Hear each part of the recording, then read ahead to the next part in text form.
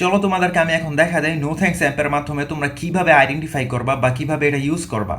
তো ফার্স্টে আমি এদিকে একটা প্রোডাক্ট নিয়ে নিছি নেসক্যাফে। এটা ইসরায়েলি প্রোডাক্ট, আমরা সবাই জানি। তারপর আমার কাছে এটা ছিল, সেই জন্য অ্যাপটা টেস্ট করার জন্য এটা নিছি। এখন দেখায় কিভাবে অ্যাপটা কাজ করে। তো ফার্স্টে আমি মোবাইলের মতো অ্যাপটা ওপেন করে নিছি। তোমরা প্লে স্টোর থেকে ডাউনলোড করে অ্যাপটা ইনস্টল করে নিবা। এই অ্যাপে ঢুকার পরে তোমরা মাঝখানে দেখতে পারবা স্ক্যান নামের একটি অপশন আছে, স্ক্যানে ক্লিক করবা।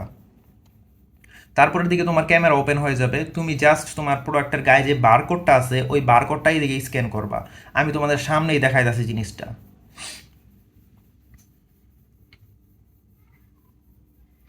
দেখো, বারকোডটা স্ক্যান করার পরে অ্যাপটা এটা আইডেন্টিফাই করা শুরু করছে। আর এদিকে দেখো লেখা এসে পড়ছে no, this product is on the boycott list. তার মানে এটা তোমরা সরাসরি বয়কট করে ফেলবা। আর তোমরা যখন মার্কেটে কিছু কিনতে যাও, তোমরা প্রোডাক্টের গায়ে থাকা বারকোডটা স্ক্যান করে তোমাদের মোবাইল অ্যাপের মধ্যেই দেখতে পারবা এটা কি বয়কট করা উচিত নাকি না। ভিডিওটা সবার কাছে শেয়ার করে দাও, যাতে তোমার পরিচিত সবাই জানতে পারে এই অ্যাপটা কিভাবে ইউজ করতে হয়।